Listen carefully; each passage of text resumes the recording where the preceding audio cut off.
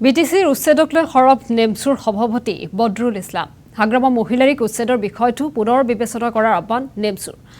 বিটিসিত উচ্ছেদ চলিব বুলি শনিবাৰে বিটিসি প্ৰধান হাগ্ৰামা মহিলাৰীয়ে ঘোষণা কৰিছিল বিটিসিত উচ্ছেদ কৰাৰ কথা ঘোষণাৰ পাছতে সৰব হৈ পৰিছে নেমচুৰ সভাপতি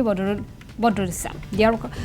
কথাৰ আছিল মাটিৰ ম্যাদী পট্টা তাৰ পৰিৱৰ্তে মুছলমানক কৰিব খুজিছে উচ্ছেদ বিটিসিত কোনো পক্ষে অমানৱীয় উচ্ছেদ কৰিবলৈ দিয়া নহব হাগ্ৰামা মহিলাৰীয়ে উচ্ছেদ বন্ধ কৰিবলৈ পুনৰ সিদ্ধান্ত গ্ৰহণ কৰক নিৰ্বাচনী প্ৰতিশ্ৰুতি পালন কৰক হাগ্ৰামা মহিলাৰী আৰু বিপিএফ দলে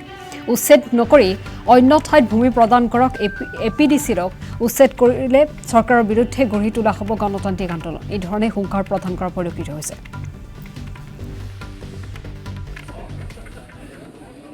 বিটিসিত উচ্ছেদ কৰা হ'ব বুলি যোৱাকালি বিটিসি প্ৰধান হাগ্ৰামা মহিলাৰী ডাঙৰীয়াই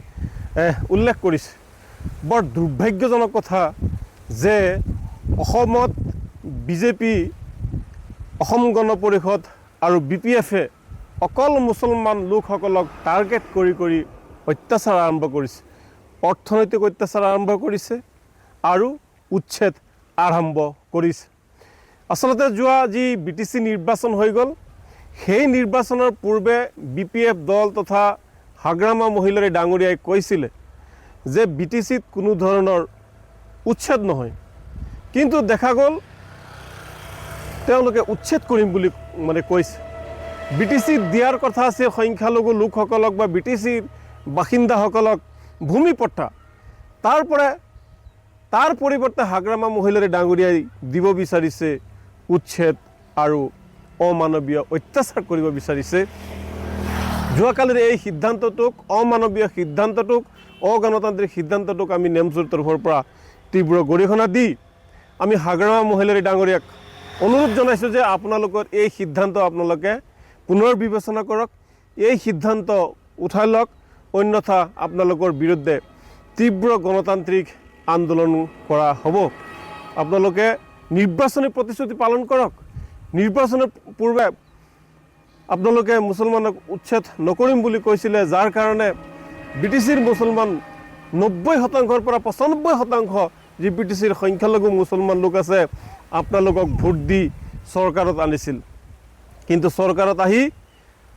আপোনালোকে ক্ষমতাবান হৈ এতিয়া সংখ্যালঘু মুছলমান লোকসকলক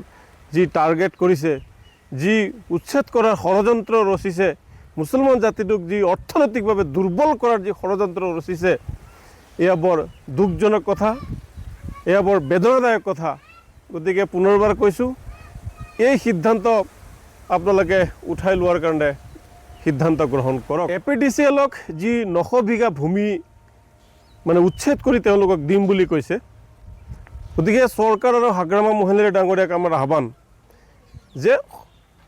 যি ঠাইত উচ্ছেদ কৰা হ'ব সেই ঠাইত এপিডিচিএলক মাটি বা ভূমি দিব নালাগে বিটিসিত কি অন্য ঠাইত মাটি নাই নেকি অন্য ঠাইত এপিডিচিএলক মাটি দিয়ক আজি বহু যুগ ধৰি এই ঠাইত সংখ্যালঘু লগতে কোচ ৰাজবংশী বড়োসকলে ঘৰ বনাই ঘৰ সাজি তেওঁলোকে আৰামত বসবাস কৰি আহিছে গতিকে আপোনাৰ চৰকাৰ হোৱাৰ বেছি দিন হোৱাই নাই আপুনি এপিডিচিএলৰ খাতিৰত মানুহৰ সপোনৰ ঘৰখন ভাঙি নিদিব মানুহৰ বিটিসিত